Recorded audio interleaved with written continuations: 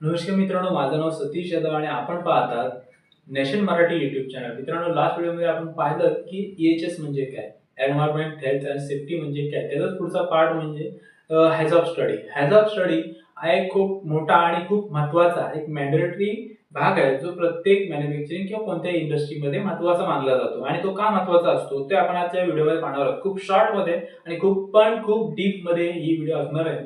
तर नक्की व्हिडिओ पूर्ण पहा. आपण आता व्हिडिओ सुरुवात करणार आहोत. तर पहिले पाहणार आहोत हॅझॉक म्हणजे काय. तर हॅझॉक याचा अर्थ असा होतो की हॅझार्डचा HAZ आणि ऑपरेबिलिटीचा OP हा याचा यापासून तयार झालेला हॅझॉक अवॉर्ड. तर म्हणजे नक्की काय, तर प्रोसेस आणि प्लॅन मध्ये कुठे धोका आहे, काय चुकू शकतं आणि ते कसं टाळायचं याचे सिस्टमॅटिक अभ्यास म्हणजे हॅझॉक. आणि आता हॅझॉक कधी करू शकतो, प्लॅन सुरू होण्या अगोदर. म्हणजे एखादा नवीन प्लॅन जेव्हा आपण टाकतो तेव्हा, किंवा नवीन प्लॅन मध्ये एखादं नवीन प्रोडक्शन चालू करतो त्याआधी सुद्धा आपण हॅझॉक स्टडी करू शकतो. आणि किंवा जेव्हा प्रोसेस चालू असेल, आपला प्लॅन चालू असेल, तेव्हा जरी आपल्याला वाटलं की नाही आपल्याला नीड आहे हॅझॉक स्टडीच्या अजून डीप मध्ये, तरी सुद्धा आपण हॅझॉक करू शकतो. तर हॅझॉक एवढा इम्पॉर्टंट का आहे, जेव्हा आपण एखाद्या मॅन्युफॅक्चरिंग इंडस्ट्रीचा विचार करतो त्या ठिकाणी हॅझॉक एवढा इम्पॉर्टंट का आहे. कारण का, जेव्हा केमिकल किंवा फार्मा फॅक्टरीज असतात त्याच्यामध्ये हाय प्रेशर असतात, रिएक्टर असतात, त्यामध्ये high pressure, high temperature, flammable किंवा टॉक्सिक केमिकल असतात, ज्याच्यामुळे माणसाला किंवा एन्व्हायरमेंटला मोठा धोका होऊ शकतो. मेन म्हणजे माणसाला खूप मोठा धोका होऊ शकतो. ऑब्व्हियसली एन्व्हायरमेंटला धोका म्हणजे तो सुद्धा माणसाला धोका पुढे होणार आहे. सर, जेव्हा मेन माणसाला धोका होतो त्यामुळे हॅझॉक हा खूप इम्पॉर्टंट आहे. तर हॅझॉक स्टडी केल्यामुळे काय होतं की ऍक्सिडेंटची रिस्क कमी होते, मॅनपॉवर सेफ राहते, इक्विपमेंट डॅमेज टाळता येतं, GMP सेफ्टी ऑडिट पास होतात, लीगल कंप्लायन्स मिळतं. म्हणूनच हॅझॉक स्टडी मॅन्डेटरी आहे. तर हॅझॉक स्टडी केल्यामुळे एवढ्या सगळ्या गोष्टी आपल्याला साध्य करता येतात. त्यासाठी हॅझॉक स्टडी ही खूप महत्वाची आहे. हॅझॉक मधला जो पहिला आपण हॅझार्ड पाहिला, तर तो हॅझार्ड म्हणजे काय. हॅझार्ड म्हणजे काय, जे अशी कंडिशन किंवा सिच्युएशन जी माणसाला, प्लांटला किंवा एन्व्हायरमेंटला नुकसान करू शकते. याचे काय आपण जर एक्झाम्पल पाहायला गेलो तर काय होतं, acid leakage, high pressure vessel, wrong wall operation, cooling failure, हे सगळे हॅझार्डचे प्रकार आहेत. आणि यापेक्षा चांगले उदाहरण जर तुम्हाला कुठले आठवत असतील हॅझार्ड बद्दलचे, तर तुम्ही कमेंट मध्ये लिहून सांगा कोणत्या कोणत्या प्रकारचे हॅझार्ड अजून तुम्हाला माहिती आहे. जेव्हा हॅझार्ड स्टडी केलं जातं तेव्हा काही टर्म्स यूज केले जातात, काही वर्ड यूज केले. त्यांचा अर्थ काय होतं, तर पहिला वर्ड असतो तो म्हणजे नॉड. नॉड म्हणजे काय, प्रोसेसचा एखादा पार्ट, म्हणजे रिएक्टर, टँक असेल, पाईपलाईन असेल, जिथून हॅझार्ड स्टार्ट होतं ती गोष्ट म्हणजे आपण त्याचा एक प्रकारे आपण त्याला नॉड बोलतो. दुसरा असेल डेव्हिएशन. डेव्हिएशन म्हणजे काय, जी आपली प्रोसेस नेहमी स्मूथली चालू असते, जी आपल्या एसओपी प्रमाणे नेमून दिलेल्या पॅरामीटर्स प्रमाणे चालू असते, त्याच्यापेक्षा काहीतरी वेगळं होणं म्हणजेच काय त्याला बोलतात की डेव्हिएशन. म्हणजे याच्यामध्ये एक्झाम्पल वगैरे तो मोर एक प्रेशर, लेस टेम्परेचर किंवा नो फ्लो. किंवा याच्यामध्ये प्रेशर वाढू शकतं, टेम्परेचर कमी होऊ शकतं, टेम्परेचर वाढू शकतं, किंवा फ्लो भेटत नाही एखाद्या गोष्टीचा. समजा तुम्ही एक्झोथर्मिक रिएक्शन करता आणि तुम्हाला कुलिंगचा फ्लो जर नाही भेटला, तर ऑब्व्हियसली ऍक्सिडेंट होणार आहे, त्याला डेव्हिएशन तुम्ही बोलू शकता. तिसरं म्हणजे कॉज. डेव्हिएशन का झालं, त्याच्यामध्ये वॉल फेलियर, पॉवर फेलियर, अशा वेगवेगळ्या गोष्टी असू शकतात. त्यानंतर कॉन्सिक्वेन्स, म्हणजे एखादी गोष्ट झाल्यामुळे काय पुढे होईल त्याचा काय अर्थ. म्हणजे समजा जर आपल्याला कुलिंग भेटली नाही तर टेम्परेचर वाढू शकतो, म्हणजे कॉन्सिक्वेन्स त्याचा काय असू शकतं, फायर लागू शकते, एक्सप्लोजन होऊ शकतात, इंजरी होऊ शकते मॅनला.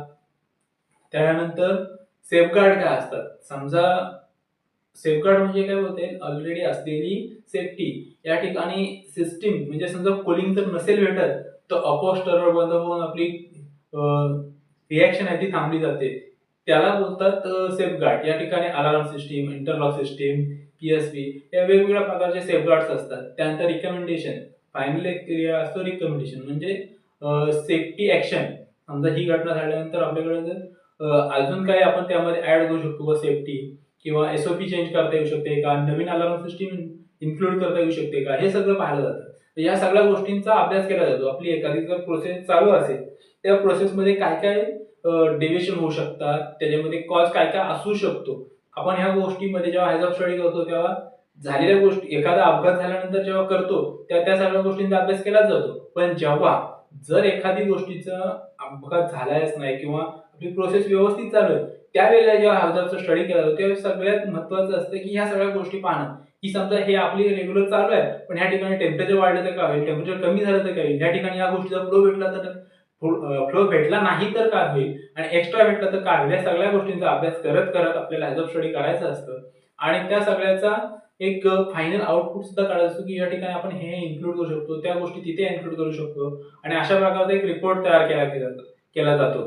त्या ठिकाणी एखादं जर एक्झाम्पल पाहायचं झालं तर एक एक्झाम्पल आहे की त्या ठिकाणी रिॲक्टरचा टेम्परेचर खूप वाढतो, तर तिथं डेव्हिएशन काय आहे की टेम्परेचर जास्त झालेलं आहे, त्यानंतर कॉज काय की कूलिंग सिस्टीमचं फेलियर झालंय, त्यामुळे टेम्परेचर वाढलेलं आहे. त्याचा तर कॉन्सिक्वेन्स काय होणार आहे की रिॲक्शन कंटिन्यू चालूच राहील, आणि पण ती फास्ट होईल, कारण का तिला कूलिंग भेटत नाही आणि पुढे एक्सप्लोजन होण्याचे चान्सेस आहेत. तर आपण तिथे सेफगार्ड काय लावू शकतो की टेम्परेचरचा अलार्म लावू शकतो की टेम्परेचर वाढत चाललेलं आहे, त्यामुळे टेम्परेचर वाढल्यानंतर अलार्म वाजणार, हा अलार्म लावू शकतो. त्या ठिकाणी एक्स्ट्रा काय आपण लावू शकतो की कूलिंग बंद झाल्यानंतर रिॲक्टरचा स्टरर बंद होण्यासारखा किंवा जी दुसऱ्या केमिकलची जी ऍडिशन आहे ती बंद होण्यासाठी एखादी इंटरलॉक सिस्टीम इन्क्लूड करू शकतो. अशा प्रकारे सेफगार्ड असू शकतात. त्या ठिकाणी रिकमेंडेशन काय दिले आहेत की हाय टेम्परेचरला ट्रिप होणार, म्हणजे एखादी जी रिॲक्शन चालू असेल तेव्हा ते जे इंटरलॉक बद्दल बोललो ते सुद्धा आपण करू शकतो, ते रिकमेंडेशन मध्ये येतं की टेम्परेचर जर वाढत असेल तर इंटरलॉक सिस्टम तिथे इन्क्लूड करायची. अशा प्रकारे एक एक रिस्क जी आपल्या प्रोसेसमध्ये असते ती एलिमिनेट केली जाते, त्याला बोलतात हॅझॉप स्टडी. आता ही हॅझॉप स्टडी करताना त्या हॅझॉप स्टडीमध्ये कोण कोण इन्क्लूड व्हायला पाहिजे, याच्यामध्ये कोण कोण होऊ शकतं अशा गोष्टी नाही, व्हायला पाहिजे. कारण का ही स्टडी अशी आहे ज्यामध्ये कंपनीमध्ये जे कारखान्यामध्ये सर्व बाबींचा विचार केला गेला पाहिजे. त्यासाठी सगळ्यांनी जे आपण पुढे आता पाहणार आहोत ते सगळे इन्क्लूड झाले पाहिजेत. त्यामध्ये असतो हॅझॉप स्टडीची टीमची ऍक्टिव्हिटी आहे, त्यामध्ये प्रोसेस इंजिनियर म्हणजे त्या प्रोसेसचा इंजिनियर, प्रोडक्शनचा पर्सन म्हणजे जो प्रोडक्शन करणार आहे त्यामधला एक हेड पर्सन ज्याला ती प्रोसेस पूर्णपणे माहिती आहे तो person, QA person, safety officer, maintenance engineer सुद्धा तिथे तेवढाच महत्वाचा आहे. किंवा जर समजा एखादा गोष्ट तिथं जर रिकमेंडेशन मध्ये आली तर त्याच्यामध्ये ती इन्क्लूड करताना कोणते प्रॉब्लेम येऊ शकतात, किंवा टेम्परेचर असा वाढत जाताना त्याचं काय बिहेवियर असू शकतं, रिॲक्शन कशी बंद होऊ शकते, त्या सगळ्या गोष्टींचा यूज करण्यासाठी, त्या गोष्टींच्या सगळ्या बाबी लक्ष ठेवण्यासाठी ही सगळी लोक तिथे महत्वाची आहेतच. शिवाय ज्या काही ठिकाणी एक एक्सटर्नल एक्सपर्ट सुद्धा पाहिजे, कारण का एक्सपर्टचं म्हणणं सुद्धा तेवढंच महत्वाचं असतं. जेव्हा आपण एखादी प्रोसेस पाहत असतो तेव्हा फक्त आपल्या रेग्युलर दृष्टिकोनातून पाहत असतो की हा ही गोष्ट आपल्याकडे होते, ही ही अशी होते, ती तशी होते. आपले एक फ्लो सेटअप आपल्या डोक्यामध्ये झालेलं असतं. इव्हन आपल्यासोबत जे काम करणारे वेगवेगळ्या डिपार्टमेंटची मधली सुद्धा लोक असतील, समजा क्यूए असेल, क्यूसी असेल, प्रोडक्शन, इंजिनिअरिंग, सगळ्या डिपार्टमेंटमध्ये जे असतील त्यांच्या डोक्यामध्ये एक फ्लो तयार झालेला असतो की ही प्रोसेस अशी अशी चालते.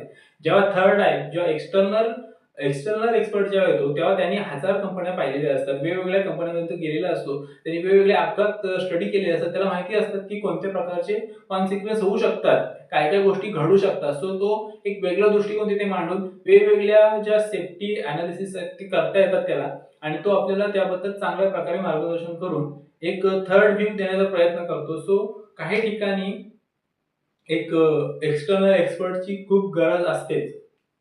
आता आपण पाहूयात की हॅझॉप कधी करू शकतो. जेव्हा नवीन प्लांट जेव्हा डिझाईन करतो त्यावेळेला सुद्धा आपण हॅझॉप करू शकतो, कारण काय प्लांटचं डिझायनिंगच आपण त्या प्रकारे करू शकतो. आपण जे केमिकल वापरणार आहोत, जे रिॲक्टरचे टाईप वापरणार आहोत, युटिलिटी सिस्टीम वापरणार आहोत, त्या आधारावरती आपण एक हॅझॉप स्टडी करू शकतो की असं असं आपले जे प्रोडक्ट आहे, रॉ मटेरियल आहे, त्याच्या नेचरवरून सुद्धा आपण हॅझॉप स्टडी करून त्या प्रकारे आपण नवीन जो प्लांट आहे त्याचं डिझाईन करू शकतो. किंवा जेव्हा एखादी प्रोसेस आपण मॉडिफाय करतो त्यावेळेला सुद्धा हॅझॉप स्टडी करणे गरजेचं आहे, कारण आपली प्रोसेस चेंज झाली आहे म्हणजे त्यावेळेचे आपले हजार्ड चेंज झालेले असतील आणि तेव्हा सुद्धा हजार्ड स्टडी करणं गरजेचं आहे. त्यानंतर नवीन केमिकल आपण इन्स्टिट्यूट केल्यानंतर जेव्हा आपण एखादं नवीन केमिकल यूज करायला सुरुवात करतो तेव्हा त्याच्यामध्ये असणारे त्याचे वेगवेगळे नेचर, एक्सप्लोजिव्ह नेचर असेल किंवा कोणत्या प्रकारचं नेचर असेल, पण त्या निगडीत त्या संबंधित आपल्याला हॅझॉप स्टडी करणं गरजेचं आहे. आणि ऍक्सिडेंट नंतर ऑब्व्हियसली करायलाच पाहिजे की तो ऍक्सिडेंट का वगैरे झाला, त्यासाठी आपण अजून काय चांगल्या प्रकारे करू शकतो. सो हॅझॉप एक चांगला टूल असू शकतो ऍक्सिडेंट का झाला हे समजण्यासाठी. सो हे सगळं होतं हॅझॉप स्टडी मध्ये. आपल्याला हा व्हिडिओ कसा वाटला ते कमेंट मध्ये सांगायला विसरू नका, आणि पुढचा व्हिडिओ कोणत्या टॉपिक बद्दल पाहिजे ते सुद्धा कमेंट मध्ये करून सांगा. आपण त्या टॉपिक वरती नक्कीच व्हिडिओ करू. आणि हा व्हिडिओ आवडला असेल तर लाईक करा आणि शेअर करा आपल्या सर्व केमिकल किंवा फार्मा किंवा इतर कोणत्याही इंडस्ट्रीमध्ये काम करणाऱ्या मित्रासोबत.